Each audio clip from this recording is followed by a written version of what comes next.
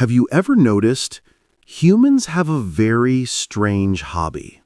It's not eating well, sleeping tight, or traveling. It's torturing themselves. Sounds ridiculous, right? But look closely. You set your alarm for 5 a.m., whispering to yourself, "Tomorrow I'll change my life." Morning comes. You hit snooze, roll back into your blanket, and start hating yourself. A perfect way to begin another day of self-loathing. You sigh, I really need to work out. Then spend 2 hours scrolling TikTok, watching other people work out. You stare at your belly in the mirror, let out a long sigh, and tell yourself, tomorrow will be the day. And somewhere in your head, a little voice says, "See, you failed again."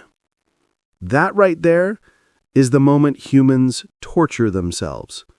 No whips, no chains, just a sprinkle of guilt and a few what-ifs. Then you go to work. You're stressed, exhausted, but too afraid to rest. Because resting is for the weak, and if I stop, I'll fall behind. So you keep grinding, keep stressing out. And when you get home, you ask yourself, why am I so miserable? Well, because you chose misery. Sometimes you torture yourself through pointless comparisons. You see someone happy, you're irritated. You see them succeed, you feel inferior. And when they fail, you feel strangely relieved. Humans are hilariously contradictory creatures. You even play the role of a professional victim. You keep retelling that same sad story, and the more you tell it, the sadder and somehow more annoying it becomes. You cling to your sadness like an old blanket in winter because you're scared that if you let go, there'll be nothing left. You call it self-reflection, but really, it's organized mental self-torture. You replay your mistakes like a bad movie on loop, just to reassure yourself that yes, I'm still miserable, and I'll probably stay that way. And the funniest part? You actually enjoy it. That bittersweet feeling of being both pathetic and profound, suffering yet somehow deep.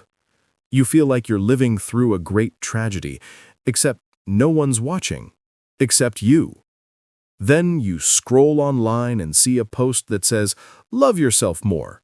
You nod, share it on your story, and 5 minutes later, you're back on TikTok, forgetting you ever shared it.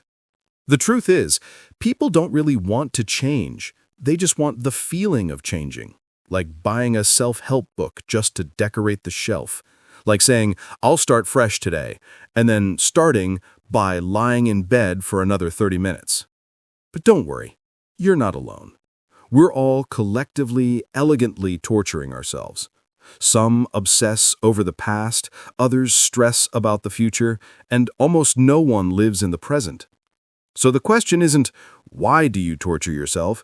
It's, how are you planning to torture yourself today? Sounds funny, but that's human nature. Always thinking our pain is unique, when in reality, it's as common as a cup of coffee. And if you're watching this and thinking, yeah, that's kind of me, then congratulations. At least you know what kind of misery you're in.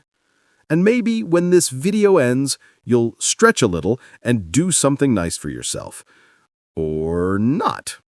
You'll probably just scroll down and click on another video called "Why People Are Like This." Because, honestly, that's just another soft, familiar kind of self-torture. The end. Humans are creatures who feel pain and somehow enjoy feeling it. Funny, contradictory, painfully real. And maybe this self-inflicted suffering is just our way of reminding ourselves that we're still feeling, still alive.